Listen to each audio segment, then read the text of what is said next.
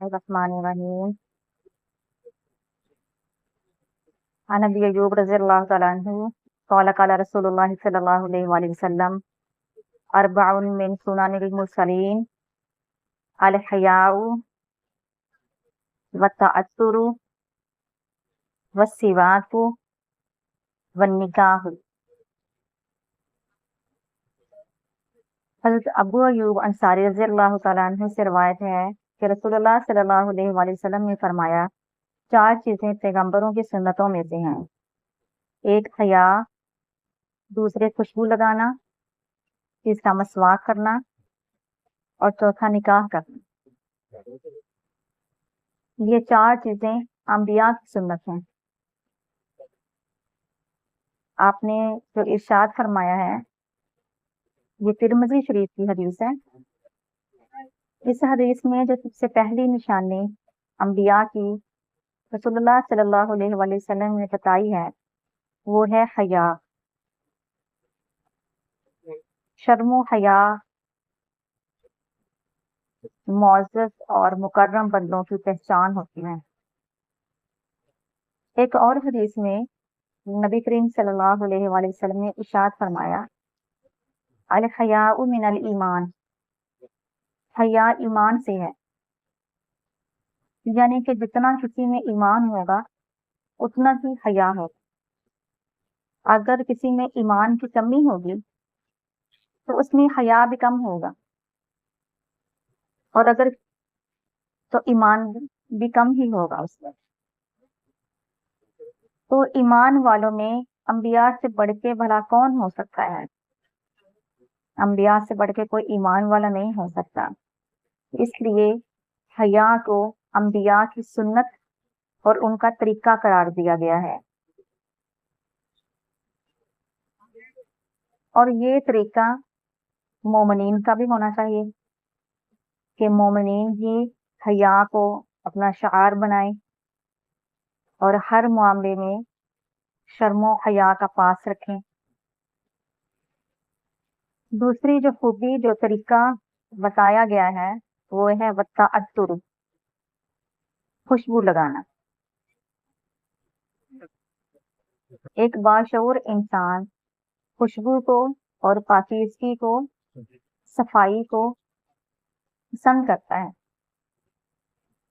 تو انبیاء جو تھے اللہ تعالیٰ کے بہت معزز اور مکرم تھے، ان کو بھی خوشبو لگانا اور خوشبودار چیزیں، خوشبو پسند تھی۔ نبی کریم صلی اللہ علیہ وآلہ وسلم کو بھی خوشبو بہت زیادہ پسند تھی، اور اسی کے برعکس ہے بدبو، جس کو پسند نہیں فرمایا گیا، چاہے وہ پسینے کی ہو، چاہے لہسن اور پیاز کی ہو، اس طرح کی چیزوں سے منع فرمایا گیا، اور اسی لیے جمعے کے دن غسل کو سنت قرار دے دیا گیا، تاکہ جو جمعے کا اجتماع ہوتا ہے، مسجد میں لوگ جمع ہوتے ہیں، تو سنت سمجھ کے ثواب کی نیت سے غسل کیا جائے اور پاکیزگی کو جمعے کے دن کا لازمی حصہ سمجھا جائے، اور خوشبو بھی لگائی جائے، تاکہ ایک تو پسینے وغیرہ کی اسمیل جو ہے وہ غسل کے ساتھ ختم کی جائے، اس کے بعد خوشبو وغیرہ لگا کے پھر مسجد جایا جائے۔ جمعے کے دن غسل کرنا بھی سنت ہے اور خوشبو لگانا بھی سنت ہے، اور کہ اس وجہ سے ہے کہ جب ایک مسلمان دوسرے مسلمان سے ملتا ہے، اگر اس کے کپڑوں میں سے یا اس کے جسم میں سے یا اس کے منہ میں سے کوئی ناگوار بو آ رہی ہے تو وہ اگلے کو پریشان کرتی ہے۔ اس لیے خوشبو لگانا اور غسل کرنا جمعے کی سنت قرار دے دیا گیا، تاکہ لوگ جب غسل کر کے خوشبو لگا کے جمعے کی نماز کے لیے اکٹھے ہوں گے، ایک دوسرے کے ساتھ خوشی کے ساتھ ملیں اور اچھا وقت گزاریں مسجد میں۔ اگلی خوبی جو انبیاء کی خوبی ہے وہ ہے والسواک، مسواک کرنا۔ نبی اکرم صلی اللہ علیہ وآلہ وسلم مسواک بہت اہتمام کے ساتھ کیا کرتے تھے، اور آپ سے پہلے انبیاء بھی مسواک کو بہت پسند کرتے تھے۔ آپ نے مسواک اتنی زیادہ کی، ہر موقع پہ بہت زیادہ مسواک کرتے تھے۔ حضرت عائشہ صدیقہ رضی اللہ تعالیٰ عنہا سے پوچھا گیا کہ نبی کریم صلی اللہ علیہ وآلہ وسلم جب باہر سے گھر تشریف لاتے تھے تو سب سے پہلے کیا کام کرتے تھے؟ تو انہوں نے فرمایا کہ سب سے پہلے آپ مسواک فرماتے تھے۔ اسی طرح جب بھی آپ سو کے اٹھتے تو آپ مسواک کرتے، جتنی بار وضو کرتے آپ مسواک کرتے۔ تو مسواک کو بہت پسند فرمایا گیا ہے۔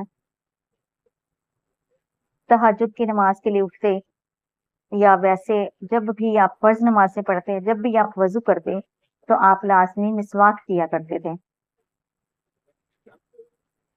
اسی لیے نبی کریم صلی اللہ علیہ وآلہ وسلم کی حدیث کا مفہوم ہے، آپ نے فرمایا کہ اگر مجھے مومنین کی تنگی کا یا ان کی مشقت کا خیال نہ ہوتا تو میں ان پہ لازم قرار دیتا کہ وہ ہر نماز سے پہلے لازمی مسواک کیا کریں۔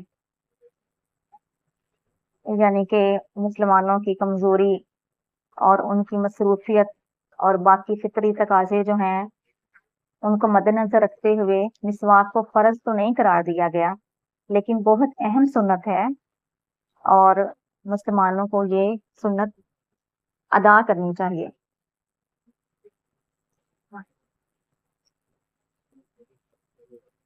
اسی طرح مسواک اگر نماز سے پہلے جو وضو کیا جائے اس میں اگر مسواک کی جاتی ہے تو اس کا کئی گنا زیادہ، اس نماز کا کئی گنا زیادہ ثواب ہو جاتا ہے۔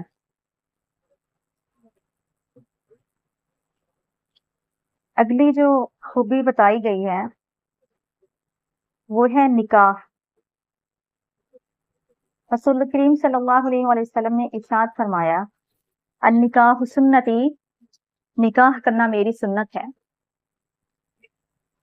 لفظ نکاح کا مطلب ہے قلعہ، جیسے قلعے کے اندر جا کے انسان باہر کے خوف اور حملے سے اور بہت ساری مصیبتوں سے انسان جو ہے وہ محفوظ ہو جاتا ہے، شیطانی حملوں سے محفوظ ہو جاتا ہے۔ اسی طرح نکاح کے بعد بھی انسان محفوظ ہو جاتا ہے، بہت ساری برائیوں سے بچ جاتا ہے اور شیطانی حملے اور وسوسے کم ہو جاتے ہیں۔ اس لیے رسول کریم صلی اللہ علیہ وآلہ وسلم نے نکاح کو اپنی سنت قرار دیا، اور نکاح کرنا پچھلے انبیاء کی بھی سنت تھی۔ نکاح جو ہے جب معاشرے میں عام ہوگا تو برائی اور بدکاری کم ہوگی، اس لیے نکاح کو بہت اہم سنت قرار دیا گیا۔ اور نکاح جو ہے صرف رسول کریم صلی اللہ علیہ وآلہ وسلم ہی نہیں بلکہ آپ سے پہلے انبیاء کی بھی سنت تھی۔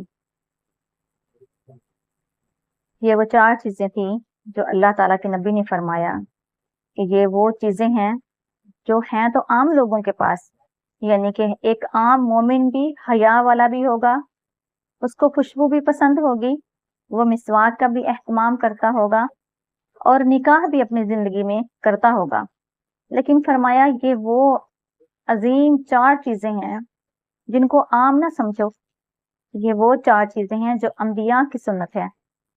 انبیاء ان 4 چیزوں پہ عمل کرتے رہے اور انہوں نے اپنی زندگی میں یہ ان کا طریقہ تھا کہ وہ حیا والے بھی تھے اور ہمیشہ خوشبو کو پسند کرتے اور خوشبو استعمال کرتے اور مسواک کیا کرتے تھے اور نکاح بھی کرتے تھے۔ یہ انبیاء کی سنتیں ہیں۔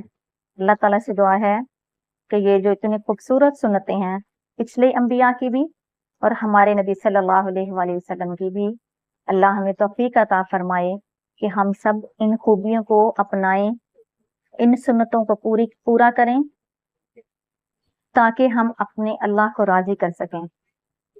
اللہ تعالیٰ ہم سب کو عمل کرنے کی توفیق عطا فرمائے۔ وما علینا الا البلاغ المبین۔